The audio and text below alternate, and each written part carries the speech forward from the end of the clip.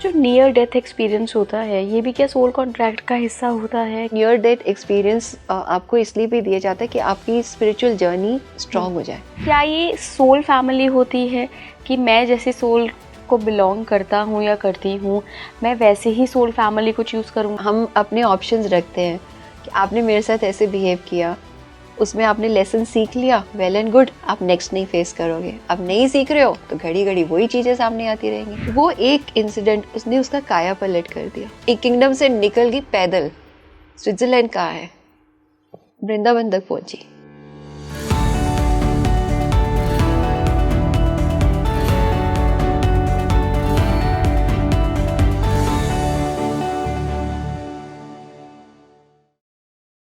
नमस्कार भारत, आप देख रहे हैं स्पीकिंग श्री। मैं हूं आपके साथ इला गोस्वामी।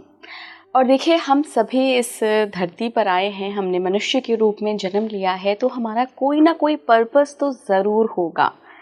जब हम पास्ट लाइफ रेग्रेशन की बात करते हैं, इस एक्सपर्टीज़ को जानते हैं, तो उसमें एक टर्म बहुत फेमस है जिसको बोलते हैं सोल कॉन्ट्रैक्ट। तो सोल कॉन्ट्रैक्ट के ज़रिए आप जान सकते हैं कि आपकी लाइफ का पर्पस क्या है, आपकी आत्मा ने क्यों डिसाइड किया ये शरीर लेना, ये जीवन लेना, ये परिवार ही क्यों चुना। कैसे ये हमारी कामिक साइकिल को भी डिफ़ाइन करते हैं, कैसे जो कामिक डेट होते हैं उनको डिफ़ाइन करते हैं, और कैसे आप इनको तोड़ सकते हैं। सबसे पहले तो हम ये जानेंगे कि कामिक साइकिल क्या होता है, सोल कॉन्ट्रैक्ट क्या होता है। उसके बाद हम ये जानने की कोशिश करेंगे कि क्या आप इन पैटर्न्स को तोड़ भी सकते हैं अगर आप परेशानी में हैं तो। मेरे साथ बहुत ही renowned PLR expert and guide जुड़ रही हैं, मीनू मिनोचा जी। आप पहले भी इनसे मिल चुके हैं हमारे ही पॉडकास्ट में, काफ़ी पसंद किया था आपने इनके पॉडकास्ट को। तो आज मीनू मैम हमें बताएंगी कि क्या होता है आखिर ये सोल कॉन्ट्रैक्ट और कैसे ये हमारी कामिक साइकिल से जुड़ा होता है।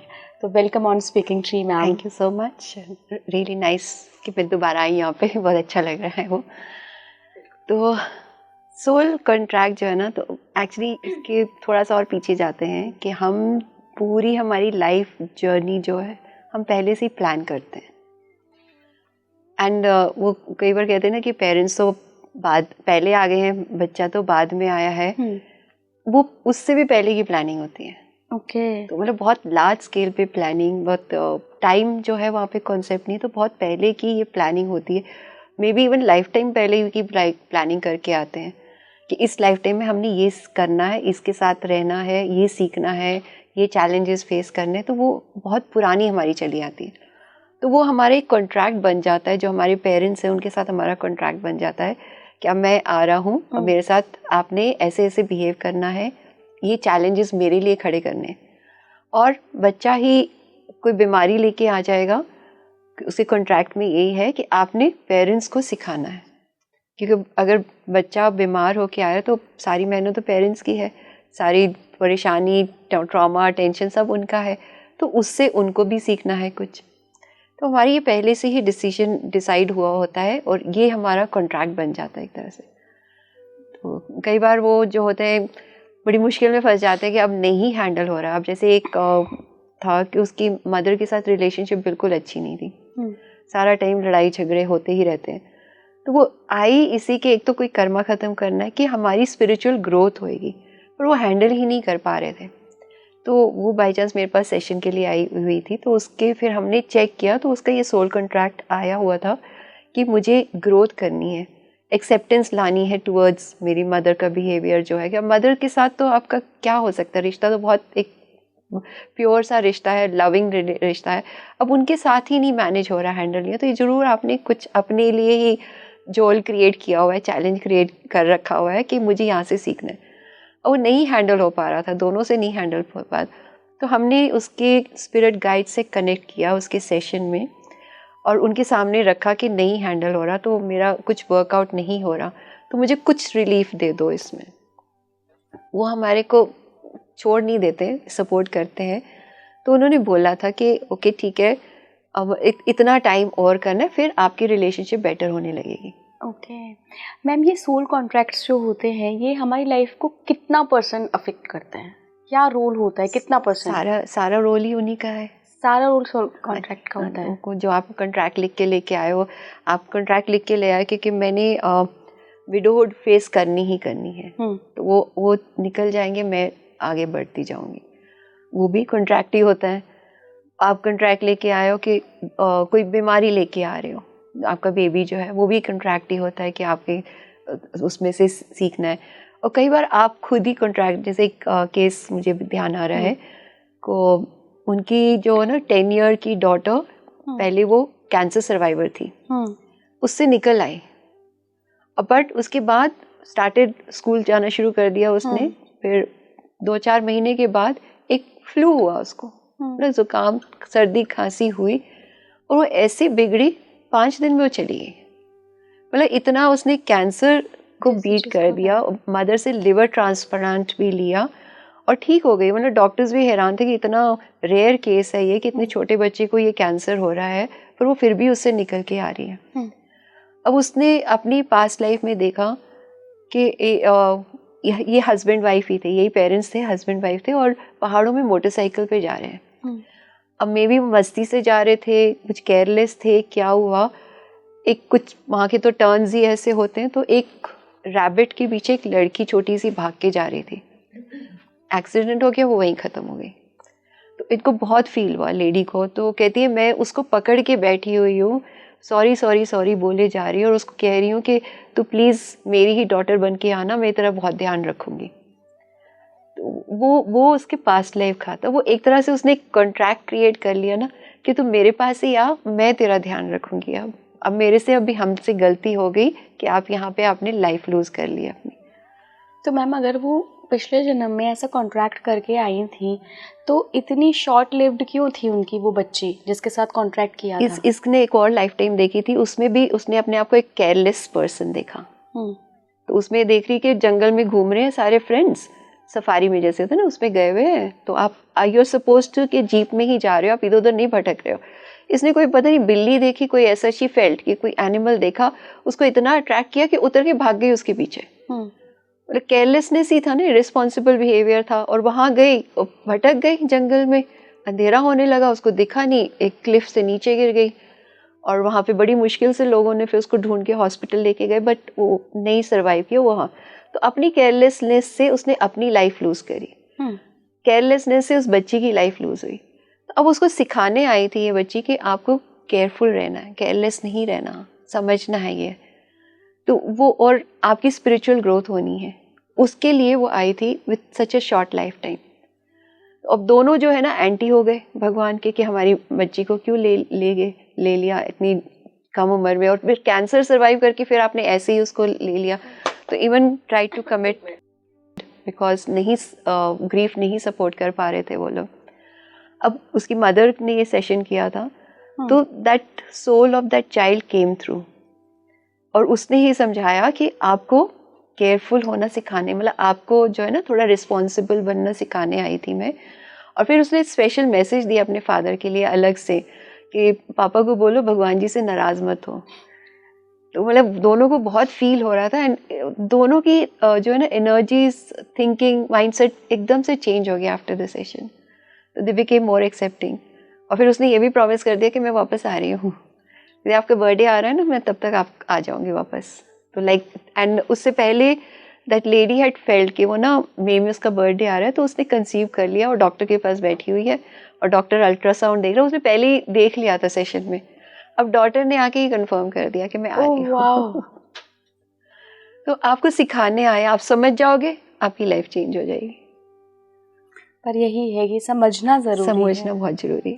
मैं अगर मुझे सोल कॉन्ट्रैक्ट को समझना होगी, ये कैसे काम करता है, सोल्स के बीच काम करता है या एक इंडिविजुअल सोल का ये कॉन्ट्रैक्ट होता है, ये क्या होता है? ग्रुप, इंडिविजुअल भी हो सकता है, ग्रुप भी हो सकते हैं, मतलब पूरे एक फैमिली जैसे सबने करा है। लाइक मोस्टली होते कि आप देखोगे बहुत चैलेंजिंग रिलेशनशिप होते हैं, किसी से बन नहीं रही है, लड़ाइयाँ झगड़े होते जा रहे हैं, उनमें से एक बंदा है जो थोड़ा सा अलग हो गया है, तो उसकी जर्नी अलग हो गई है एक तरह से, तो स्पिरिचुअलिटी की तरफ बढ़ गया है वो। तो आया ही इसी कर कि आप सब मुझे तंग करोगे, मैं तभी जाऊँगा, कि एक से काम नहीं चलेगा, मुझे पूरे फैमिली का सपोर्ट चाहिए। तो आप सबके साथ कॉन्ट्रैक्ट बना के आए कि मुझे परेशान करना। यहाँ आके ऑफकोर्स हम भूल जाते हैं ये सब मेरे पीछे पड़े थे, क्यों परेशान कर रहे हैं, मुझे समझ नहीं आ रही।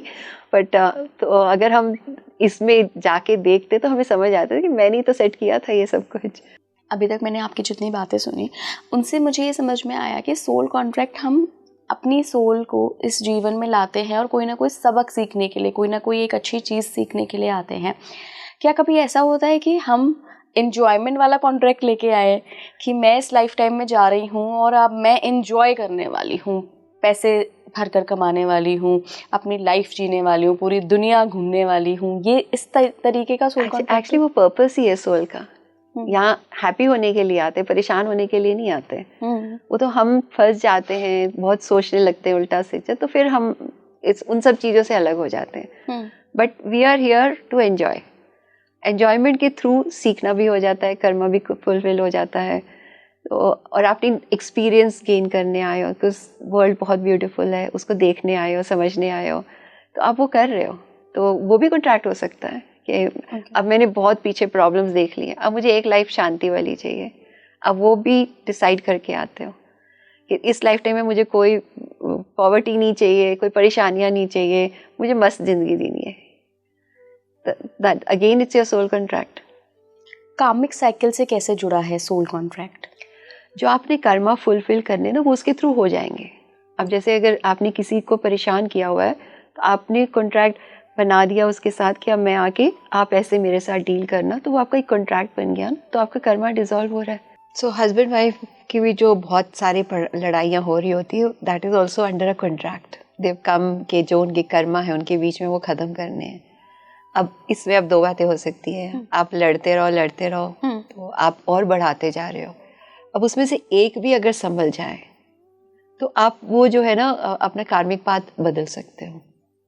एक को भी अगर समझ आ जाए, अवेयरनेस आ जाए कि मुझे ठीक है माफ़ करना है, एक्सेप्ट करना है, तो लव रखना है, अगर वो उस जोन में आ जाएगा तो आपके रिलेशनशिप इम्प्रूव हो सकते हैं। इस लाइफ टाइम में नहीं होंगे, नेक्स्ट में तो डेफिनेटली हो जाएंगे, क्योंकि आप फिर वापस उसी रिलेशनशिप में नहीं आओगे। क्योंकि सबसे चैलेंजिंग होता ही हस्बैंड वाइफ का रिलेशनशिप है।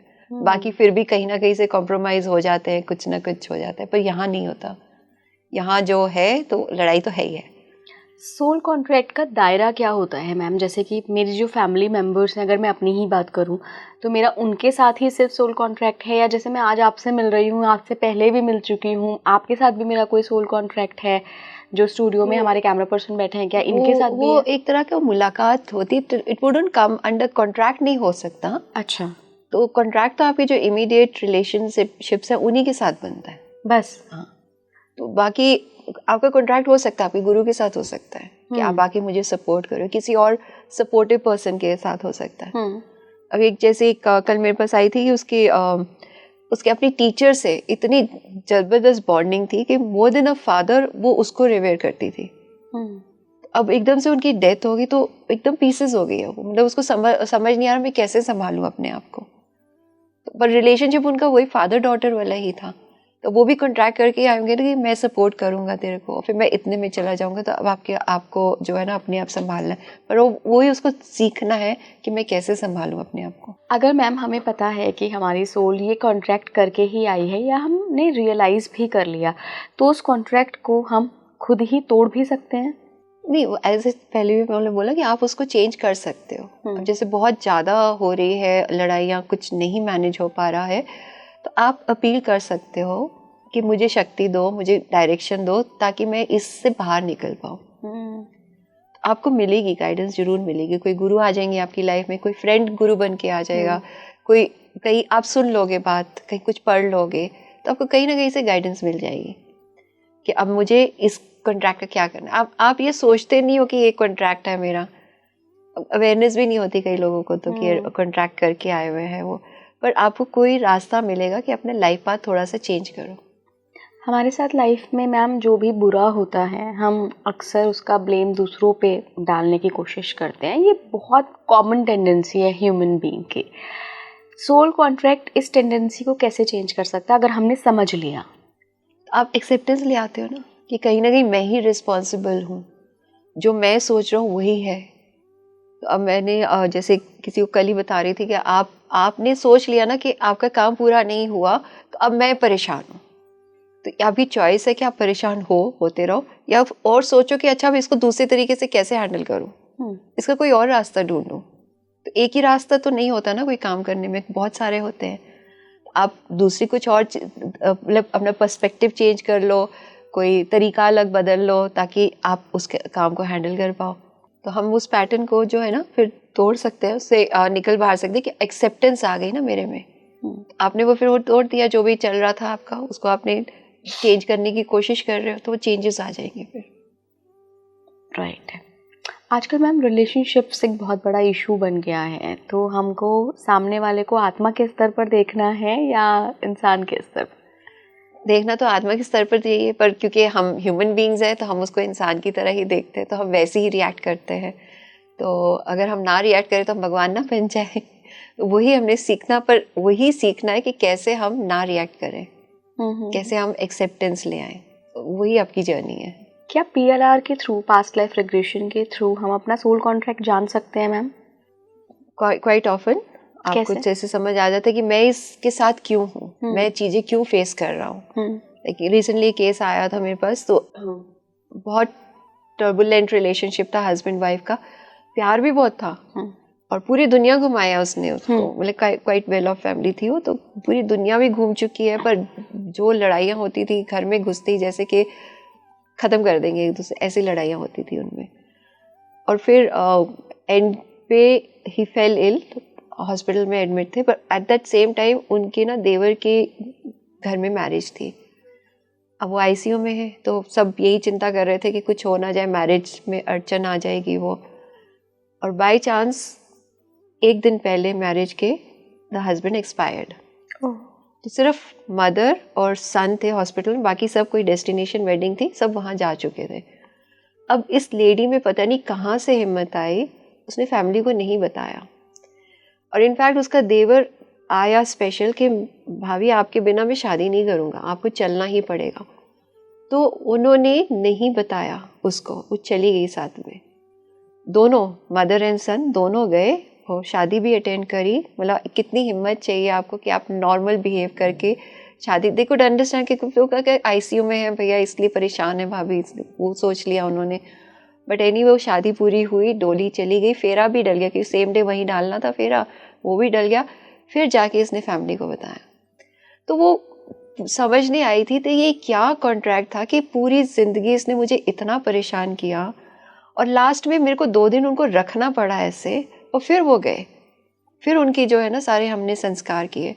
तो उसको जब पास्ट लाइफ में लेके गए तो उसने देखा कि एक ना स्विट्ज़रलैंड एरिया में वो किसी रॉयल फैमिली में है, और बहुत डरी सी बची। मतलब आस पास सारे उसके भाई फादर सब सोल्जर्स हैं रॉयल फैमिली में, जैसे ना जो अथॉरिटेटिव लोग हैं, तो उसको बहुत डर लगता था। फिर उसने अपने आप को 12-13 साल की लड़की देखा, और अब उसमें एग्रेशन आ गई है। वो भी जो है ना ऑर्डर मार रही है सबको, खूब बेधड़क सबसे जो लड़ाइयाँ कर रही है। फिर किसी से नहीं डरती, सिर्फ अपने फादर से डरती है। आगे थोड़ा सा देखा, थोड़ा 17, 18, 19 ऐसे साल में उसके फादर की डेथ हो चुकी थी, और इसने सबके ऊपर हावी होके अपने जो 3-4 भाई थे सबको प्रिजन कर दिया, प्रिजन में डाल दिया, जेल में डाल दिया, माँ को भी, और खुद रानी बन गई। और बहुत एग्रेसिव रानी थी, बहुत क्रूअल रानी थी। और उसने ना सब मेन कोई भी नहीं था उसके पैलेस में, सिर्फ लेडीज रखी हुई थी, और खूब टॉर्चर करती थी लोगों को, खूब टैक्सेस लगाती थी। ऐसे ही उसने 30-40 साल तक, लाइक शी वॉज अराउंड 50 और सो 60, ऐसे जाके उसने ऐसे ही राज किया। बट एक टाइम आया व्हेन, वैसे तो she didn't believe God word में, पर वो चर्च गई, वहाँ तो क्रिश्चियनिटी है, तो she went to the church. और वहाँ जाके इनका एक होता है ना सिस्टम कन्फेशन का, उसने जाके वहाँ पे फादर को कन्फेशन किया। तो फादर ने बड़े आराम से प्यार से उसको हैंडल किया, और उसको एक बाइबल दी कि आप ये पढ़ो। वो एक इंसिडेंट उसने उसका काया पलट कर दिया। उसने वापस आके अपने भाइयों को छोड़ दिया जो अभी तक प्रिजन में रह रहे इतने सालों से। माँ तो चली गई थी, भाई थे, उनको किंगडम दिया कि तुम संभालो, एंड शी स्टार्टेड वॉकिंग। उस किंगडम से निकल गई पैदल, स्विट्जरलैंड कहाँ है, वृंदावन तक पहुंची। हाँ, पैदल चल चल चल के Vrindavan she came walking and she felt it कि मैं चल रही हूँ, मेरे पाँव दर्द हो रहे हैं पर मैं चलती जा रही हूँ, पता नहीं क्या खींच रही है मुझे एनर्जी, मैं चलती जा रही हूँ। और यहाँ वृंदावन के आके राधा रानी के मंदिर में रुकी और फिर वो इतनी अटैच हो गई राधा रानी से कि वही 20 साल निकाले उसने। और फिर उसने देखा 80-90 की ईयर्स में उसकी डेथ हो गई है वही मंदिर में ही। तो उसने लास्ट 20 ईयर्स जो है ना पूरी डिवोशन के साथ निकाले। तो अब जो पहले वाला उसने एग्रेशन था उससे थोड़ा सा वो कम हो गया। अब इस लाइफ टाइम में जो उसका हस्बैंड था वो फादर था, लास्ट लाइफ टाइम का फादर था। अब फादर को गुस्सा है कि तूने मेरे बच्चों के साथ कैसे बिहेव किया, पर प्यार भी है क्योंकि फादर है, तो इसलिए दोनों उसकी यहाँ पे आ रही। और उसकी यहाँ पे बहुत बड़ी फैमिली है, वो कहती है मैं सबकी सेवा ही करती रहती हूँ। अब वो सारी फैमिली यहाँ पे है और इसको ही सेवा करनी है उनकी। और लास्ट में क्यों 2 दिन रखा कि उनको रियलाइज हो गया कि नहीं ये अच्छी सोल हो गई है, अब इसकी डिग्निटी इसको वापस मिलनी चाहिए फैमिली में। तो वो 2 दिन उसको वो डिग्निटी देने के लिए वो हुआ कि वो उनके संस्कार नहीं हुए। अब आप देखो उसकी कितनी डिग्निटी बढ़ी कि शादी होने दी, किसी को कुछ नहीं बताया। तो this is how the karma comes back to us. जो हमने किया है वो हमें भुगताना ही पड़ेगा। और हम कंट्रैक्ट बना के आते कि अच्छा ठीक है मैंने ऐसा किया था तो मुझे यहाँ पे सफ़र करना पड़ेगा। मैम, जो ये हस्बैंड एंड वाइफ के बीच या हम लवर्स के बीच भी देखते हैं, हम ऐसे कह देते हैं, या कई बार हम एक माँ को अपने बेटे या बेटी से भी कहते हुए देख लेते हैं कि 7 जन्मों का रिश्ता है हस्बैंड वाइफ का, या माँ कहेगी अपने बच्चे से कि हर जीवन में मैं तुम्हें ही अपना बच्चा चाहता हूँ। तो उस पर्टिकुलर बच्चे का कर्मा तो अलग बन रहा है और पास्ट लाइफ से अलग बन के आया है, माँ का अलग है, हस्बैंड का अलग है, वाइफ का अलग है। तो ये कितना सही है इस तरीके के पहले ही कॉन्ट्रैक्ट कर लेना? वो जो आपके कर्मा फिनिश होते हैं उसके लिए कॉन्ट्रैक्ट बनाते हैं। तो आप बना भी सकते हो, नहीं भी बनाओ, आपको कर्मा तो कंप्लीट करना ही पड़ता है। तो वो आप जो है ना, ऐसा कुछ नहीं है कि आप 7 जन्म तक भी साथ रहते हो, वो एक स्टोरीज बनी हुई है हमारी। ऐसा नहीं है, आप उससे ज़्यादा भी रह सकते हो, उससे कम भी रह सकते हो। मतलब जितनी आपकी जर्नी, आपकी सीखने की जर्नी है, सोल ने उसमें 5 जन्म में सीख लिया तो 5 जन्म बाद खत्म हो जाएगा आपका कॉन्ट्रैक्ट। नेक्स्ट लाइफ टाइम में जिसके साथ और सीखना है उसके साथ आ जाओगे, या आपकी लर्निंग पूरी होगी है तो आप नहीं आओगे रिलेशनशिप में। तो इट ऑल डिपेंड्स कि आपकी लर्निंग, आपकी प्रोग्रेस कितनी हुई है। मैम, अक्सर एक सवाल लोगों के मन में आता है कि मुझे सारे लोग एक से ही क्यों मिलते हैं? या तो किसी को सारे लोग अच्छे मिलते रहते हैं पूरे लाइफ टाइम, या किसी को, कई लोगों की समस्या है, बुरे ही लोग मिलते रहते हैं जो आके उनको सबक सिखाएंगे, उनका कुछ ना कुछ सिखाएंगे, कुछ ना कुछ बताएंगे, उनके अंदर कमियां निकालेंगे, उनको ठोक पीट के बजा के उनको सुधारने की कोशिश करेंगे। तो क्या ये सोल फैमिली होती है कि मैं जैसे सोल को बिलोंग करता हूँ या करती हूँ, मैं वैसे ही सोल फैमिली को चूज़ करूँगा कि मेरे रिश्तेदार ऐसे ही हों, पर्टिकुलर मेरे घर वाले ऐसे हों, शादी करके जाऊँ तो वो ससुराल ऐसा हो? ये होता है क्या? सारा कुछ है, पूरा प्लान बनाते हैं, पूरा डिटेल्ड प्लानिंग पहले से होती है। और हम अपने ऑप्शंस रखते हैं कि आपने मेरे साथ ऐसे बिहेव किया, उसमें आपने लेसन सीख लिया, वेल एंड गुड, आप नेक्स्ट नहीं फेस करोगे। आप नहीं सीख रहे हो तो घड़ी घड़ी वही चीज़ें सामने आती रहेंगी। जब तक आप सीखोगे नहीं, आप you will have to keep facing that situation. तो आपके अगर पैटर्न बन गया कि जो चैलेंजिंग लोग हैं वही आ रहे हैं, आपको परेशान करने वाले आ रहे हैं, तो आप जब तक नहीं समझोगे, नहीं सीखोगे कि वो क्यों ऐसा हो रहा है या क्या मेरे में ऐसी कमी है जो कि मैं इसको अट्रैक्ट कर रहा हूँ अपनी लाइफ में, तो वो ऐसे ही चलता रहेगा। तो मोमेंट आप संभल जाओगे, आपको समझ आ जाएगी, वो सब हट जाएंगे। मैम, आपके साथ कभी कुछ ऐसा हुआ है कि कोई केस आप हैंडल कर रही हैं PLR का, जहाँ पे सोल कॉन्ट्रैक्ट पता नहीं चल पा रहा है, बड़ी मुश्किल हो रही है, और तब आपने आकाशिक रिकॉर्ड्स की हेल्प ली हो, वहाँ से पता किया हो कि ये सोल भाई क्यों आई है, क्या करना चाह रही है, ये क्या पर्पस है? तो जैसे अब कपल के कॉन्ट्रैक्ट नहीं समझ आ रहा है तो फिर I try to tap into it. एक का मुझे समझ आया था कि दोनों की बहुत लड़ाइयाँ होती थी और अब बेबी आया है तो इट रिफ्यूज टू कम, मतलब इट वाज स्टिल बॉर्न, क्या मुझे नहीं आना यहाँ पे। वो नहीं समझ आए थे और उनका भी उसके थ्रू उनकी मदर की सिस्टर आई थी मेरे पास करवाने की, क्योंकि वो स्टिल बॉर्न हो गया था। तो वहाँ पे फिर आई हैड टू कनेक्ट, उसको भी नहीं समझ आ रहा था। तो वो देखा कि इतनी पिछले जन्म में भी लड़ाइयाँ हो रही थी कि उसकी वजह से चिल्ड्रन वर सफरिंग।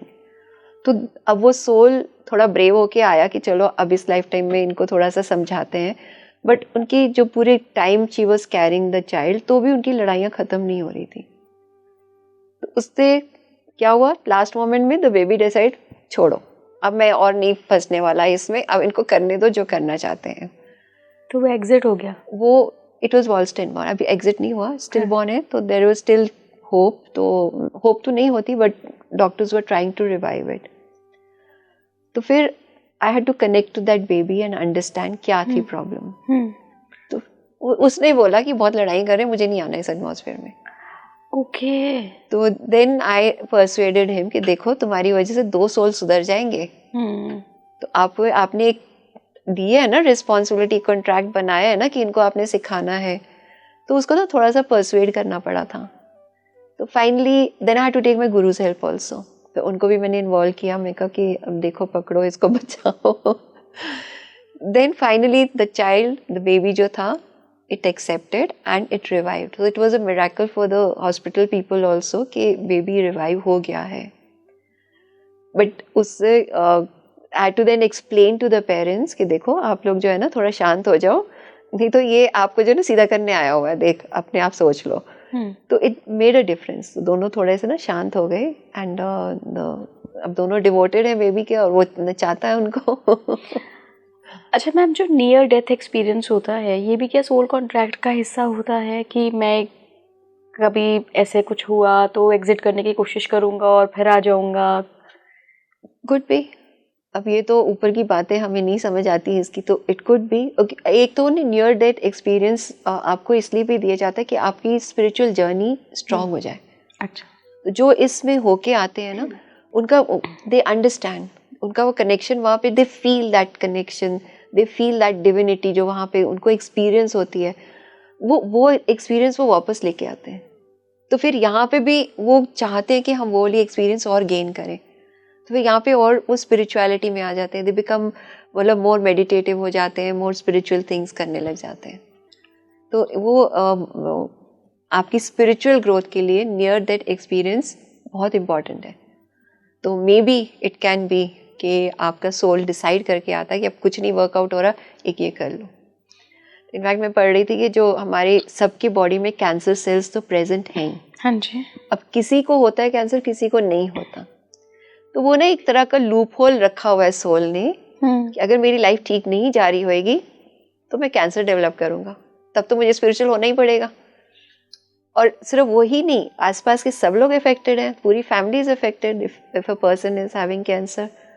तो वो सबकी ग्रोथ के लिए वो डिसाइड कर लेता है। एक उसके कर्मा भी रिलीज होते हैं, ये नहीं कि सिर्फ वो एक ही चीज़ है, बहुत सारी चीज़ें। ड्राइव करते हो तो हर चीज़ का ध्यान रखना होता है, वैसे सोल भी हर चीज़ का ध्यान रखता है कि मेरी वजह से अब इसको भी फ़र्क पड़ेगा, ये भी सीखेगा, वो भी सीखेगा, ये ग्रोथ होएगी। तो लिटरली ना कैंसर सेल्स को एक लूप होल रखा हुआ है, एक एस्केप रूट कि चलो एक तो ग्रोथ होएगी, एक जल्दी से निकल जाऊँगा लाइफ से।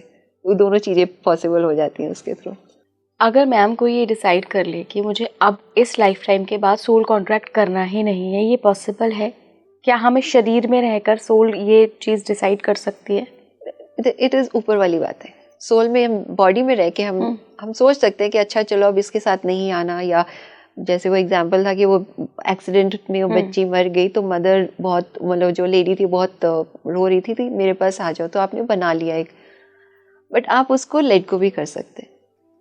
तो आप वैसे भी, हम कर्मा तो करने ही आते हैं पूरे, तो आप कॉन्ट्रैक्ट बना के आओ ना, it doesn't matter. But contract से ये होता है ना कि बाइंडिंग हो जाता है कि जब तक मेरा काम नहीं खत्म होगा आप नहीं जाओगे, ये भी हो जाता है। क्या सोल स्क्रिप्ट और सोल कॉन्ट्रैक्ट एक ही चीज़ है? I wouldn't say same thing है, क्योंकि स्क्रिप्ट तो आपने पूरी लाइफ प्लान करी है, कॉन्ट्रैक्ट आपने किसी एक से बनाया है या ग्रुप से बनाया है। It can be part of it but not the whole soul of it. Soul script क्या है फिर?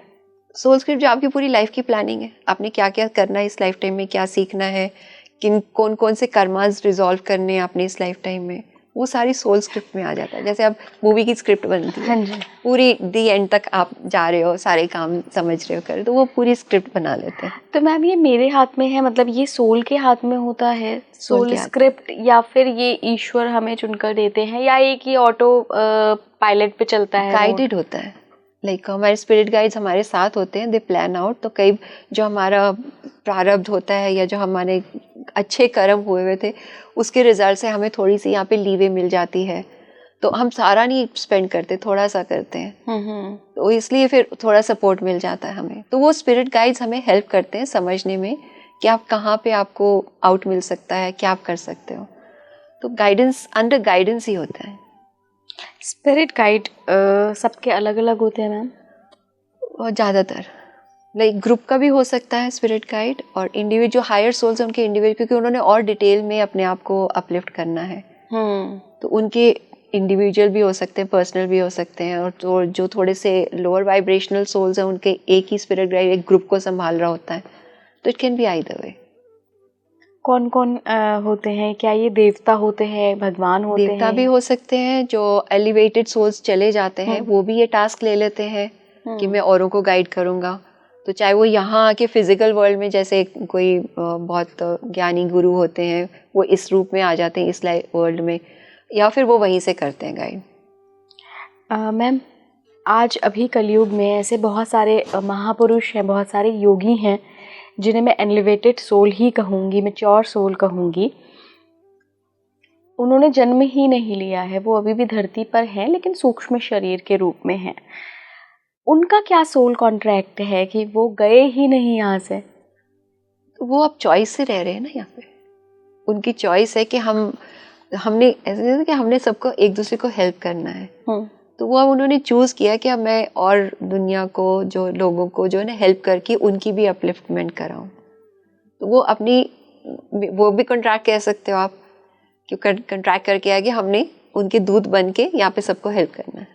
मैम आजकल ये ब्लैक मैजिक पे बहुत बातें हो रही हैं, मैं बिल्कुल उसके सपोर्ट में नहीं रहती हूँ, लेकिन चूँकि बातें इतनी हो रही हैं, बहुत लोगों ने अपने अनुभव भी शेयर करे हैं, इसीलिए मैं आपसे पूछ रही हूँ, जो ब्लैक मैजिक जैसी चीज़ें होती हैं, क्या ये किसी के सोल कॉन्ट्रैक्ट का हिस्सा ही होती हैं कि मैं आऊँगा, सोल मेरी पैदा होगी शरीर में और मेरे साथ ये होगा, या ये नियति में दखल देने वाली बात हो गई कि आप किसी के अच्छी खासी लाइफ चल रही है, उसके सोल का पर्पस है एक, और आप उसके बीच में एक नेगेटिविटी क्रिएट कर रहे हो?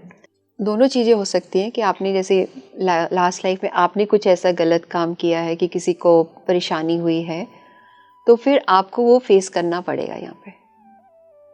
और दूसरा भी हो सकता है कि वो अपने कर्म खराब कर रहे हैं, उनकी माइंडसेट ऐसा है, नेगेटिव है, वो दूसरों को भी खुश नहीं देख सकते, तो वो उल्टा सीधा काम कर रहे हैं, और वो उनको भी भुगतना पड़ेगा, चाहे इस लाइफ टाइम में भुगतें या नेक्स्ट में भुगतें, भुगतना तो पड़ेगा उनको भी। पर वो ये कि कुछ भी हो सकता है। तो अब जैसे एक केस था, उसके इन लॉज बहुत करते थे उसके ऊपर, तो हम अपने बेटे पे करते थे ताकि उसको कंट्रोल कर सकें। तो फिर अब वो जो है वाइफ के साथ तो नेचुरली इंटरेक्ट नहीं करता, 2 छोटे छोटे बच्चे भी थे उसके, तो अब फाइनली उसका एंड रिजल्ट क्या हुआ कि उसको उठा के घर से निकाल दिया, और उसको तब भी नहीं छोड़ा। मतलब उसके ऊपर ब्लैक मैजिक सारा चलता रहता था उनका। रात को 3 बजे उसका बेल बजती थी उसके घर की, खोलती थी, कोई भी नहीं है, नीचे फेदर्स पड़े होते थे जमीन के ऊपर, मतलब कुछ ना कुछ वो करते रहते थे। तो उसे उसको बड़ी प्रॉब्लम्स फेस करनी पड़ रही थी, बट वो नहीं छूटे, उनका घर भी खत्म हुआ, उनको भी बहुत प्रॉब्लम्स फेस करनी है। आप बचोगे नहीं, आप चाहे अब दूसरे की लाइफ में इंटरफेयर कर रहे हो, तो उसके पेरेंट्स को भी बहुत तकलीफें हुई, और फाइनली आई थिंक उनकी डेथ भी बड़ी परेशानी वाली हुई थी दोनों की, और हस्बैंड भी जो है ना उसका भी कुछ काम नहीं कर पा रहा। तो ये सेट हो गई, बिकॉज ये अब निकल आई थी उस एटमॉस्फेयर से, इसने अपने आप को स्ट्रॉन्ग किया और अब अपनी लाइफ सेट करके बैठी हुई है, पर वो सारी उनकी फैमिली डिस्ट्रॉय हो गई। अब सफ़र तो करोगे, आप गलत काम करोगे तो वापस आपके ऊपर रिफ्लेक्ट तो करेगा ही करेगा। मैम क्या सोल के पास प्रेजेंट लाइफ की कॉन्शियसनेस नहीं होती है क्या, कि अगर हम अपने बच्चों के साथ या अपने रिलेटिव्स के साथ या किसी भी ऐसे पर्सन के साथ जिसने किसी का कुछ बिगाड़ा नहीं है या बिगाड़ा भी है, तो अगर हम अपनी तरफ से किसी का बुरा कर रहे हैं, बुरा सोच रहे हैं, तो हमारी कॉन्शियसनेस क्या इस जन्म में सोल की नहीं होती है, या ये सब कुछ पास्ट लाइफ के आपके? नहीं, अगर वो कॉन्शियसनेस आ जाए तो वो सुधर ना जाए, तो वो अभी फंसा हुआ है, वो उसमें अभी डार्कनेस में पड़ा हुआ है एक तरह से, तो इसलिए वो करता जा रहा है। अब कोई ना कोई तो रे आएगी, कोई ना कोई लाइट आएगी कहीं से जो उसको समझ आ जाएगी। जैसे मैंने वो केस बताया, वो लेडी क्वीन जो है इतने सालों तक वो करती रही अपनी एग्रेशन, पर एक चांस उसने लिया, अब चर्च चली गई, उससे उसकी लाइफ चेंज हो गई, तो उसके बाद उसकी लाइफ टोटली चेंज। तो अब जब आपका टाइम आता है, आपने बहुत कर लिया, तो एक फुल स्टॉप लग जाता है। तो चाहे वो किसी के थ्रू लगे, चाहे यूनिवर्स आपको कोई प्रॉब्लम दे दे जिसके थ्रू आपको जो समझ आ जाएगी कि मुझे रोकना है, कहीं तो फुल स्टॉप लगाना ही पड़ेगा। अच्छा मैम, जो ये चमत्कारी साधु लोग होते हैं जिनके पास कई तरीके की सिद्धियां होती हैं, इनको मैं मिस्टिक साधु बोलूँगी, इनका क्या सोल कॉन्ट्रैक्ट होता होगा, या ये इनकी पास्ट लाइफ की अर्जित सिद्धियां हैं जो ये इस लाइफ में लेकर आए? वही सिद्धियां। तो आप जब ऐसी चीजें दिखाते तो लोग हैरान परेशान हो जाते हैं, और फिर समझ आती कि ऐसे भी कोई चीज पॉसिबल है, मिरेकल्स हो सकते हैं, ऐसी चीजें हो सकती है, तो वो अट्रैक्ट हो जाते हैं। तो फिर अब उनकी भी ग्रोथ होती है, वो समझने की कोशिश करते हैं, अच्छा ये कैसे हुआ, क्या करना है, मैं कर सकता हूँ। वो आ जाती है इंक्वायरी वाला माइंड आ जाता है उनका, जिज्ञासा आ जाती है कि समझूं मैं क्या करना है इसमें मैंने। तो वो एक तरह से वो एक इंस्पायर करने के लिए आए हुए हैं आप लोगों को। जो मिस्टेक्स हैं उनकी देखते हैं हम, जब उनके लाइफस्टाइल देखते हैं तो हम इंस्पायर हो जाते हैं कि हमें भी कोशिश करनी चाहिए उनके साथ वैसे होने की। मैम, अगर मुझे अपने दर्शकों के लिए ये जानना हो कि वो अगर एक अच्छा सोल कॉन्ट्रैक्ट चाहते हों कि मैं अवेयरनेस के साथ ये प्रण लूँ कि मुझे ऐसी लाइफ लीड करनी है, तो वो कैसी लाइफ होगी? क्या हमें अपने सबकॉन्शियसली हमेशा सोचना चाहिए कि मुझे इस तरीके का जीवन जीना है, सोल लेवल पे ऐसे एलिवेट करना है? तो हर चीज़ आपके माइंड से शुरू होती है। आप अपने माइंड को स्ट्रॉन्ग कर लोगे तो आपको ऑटोमेटिकली समझ आने लग जाती है कि मेरे को कैसे जीना है, क्या थॉट प्रोसेस रखने। देखो, हर एक के पास माइंड है, अब उसको कैसे यूज़ करते हो आपके ऊपर है, ठीक है ना। आप माइंड से आप अपने आप को ऊपर चढ़ा सकते हो या नीचे गिरा सकते हो। अब माइंड से आपने सोच लिया कि जी अब मेरा एग्ज़ाम में अच्छा नहीं हुआ, मार्क्स नहीं आए, अच्छे नहीं आए, अब अगले वाले में भी नहीं आएंगे, तो आपका अगले वाला हो ही नहीं सकता कि ठीक हो जाए, या आपने पहले ही फीड कर दिया कि इस बार ये अच्छा नहीं हुआ, अगला भी ऐसे ही चला जाएगा। अब बाई चांस वो भी अच्छा नहीं हुआ, फिर तो आपकी सेट हो गई ना दिमाग में कि देखा मैंने कहा था ना नहीं होगा। अब आपने वो पैटर्न क्रिएट कर दिया, हर बारी आप यही फेस करोगे। सेम विथ लाइफ ऑल्सो, एक ब्रेकअप हुआ है तो अब मेरा नेक्स्ट भी हो जाएगा, आप पहले ही सोच के बैठ जाते हो, तो वो होना ही होना है। पर हम रिस्पॉन्सिबिलिटी नहीं लेते कि मैंने सोचा है ऐसे, मैंने सोचा है तो हो गया। आप सोचे कि वो हो रहा है, कोई कर रहा है, ऊपर से कर रहा है, हम अपने पे तो लेते नहीं ना, ब्लेम करने में बहुत उस्ताद है, तो भगवान ने किया ये सब, उसके ऊपर डाल दो। पर हमें समझना चाहिए कि हमारा माइंड इतना पावरफुल है कि हम कुछ भी कर सकते हैं। हमने अगर नेक्स्ट लाइफ अपनी अच्छी करनी है तो हम यहाँ पे भी डिसाइड करके नेक्स्ट लाइफ अपनी अपलिफ्ट कर सकते हैं। और हमारे शास्त्रों में इतने मंत्रास वगैरह भी दे रखे हैं, तरीके दे रखे हैं कि आप अगली लाइफ भी सुधार सकते हो। स्टडी करने की ज़रूरत है, तो आप यहाँ की भी सेट करो, अगली भी सेट कर लो अपनी। मतलब इतनी पावर है हम लोगों में। बट वही है कि हमें अवेयर होना चाहिए, समझना चाहिए कि है मेरे में ये पावर और मैं इसको यूज़ करना चाहता हूँ और कर सकता हूँ। मैम, क्या प्रेजेंट लाइफ में भी हम सोल कॉन्ट्रैक्ट्स क्रिएट कर रहे होते हैं?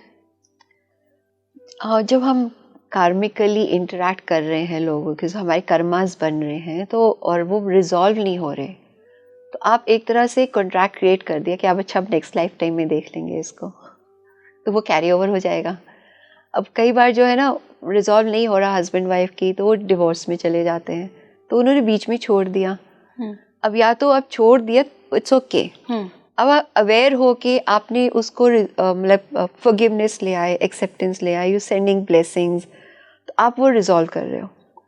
अगर आप नहीं कर पा रहे हो ये सारी चीज़ें, तो वो अटका रहेगा ना जो आपका कर्मा उसके साथ। तो आपने वो कॉन्ट्रैक्ट यहीं पे एस्टैब्लिश कर दिया कि आप नेक्स्ट लाइफ टाइम में हमें दोबारा आना पड़ेगा ये रिजॉल्व करने के लिए।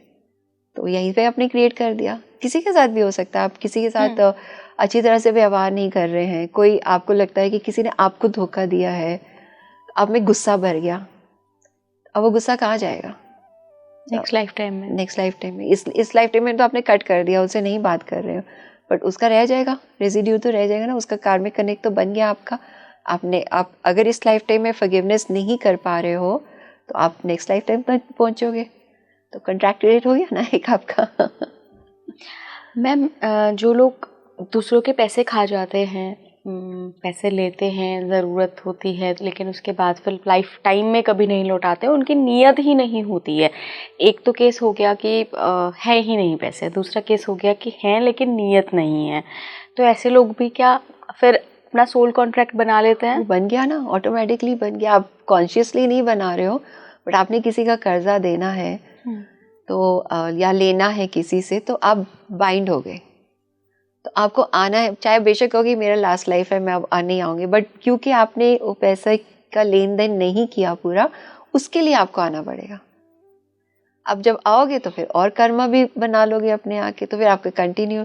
इसलिए तो कहते हैं कि जिसको भी लेन देन करना है ना, खत्म करो, यहीं खत्म करो, आगे मत लेके जाओ। मैम, कौन से ऐसे बहुत स्ट्रॉन्ग कर्मा पैटर्न हैं जिनसे हमें बचना चाहिए, जो सोल कॉन्ट्रैक्ट क्रिएट कर सकते हैं?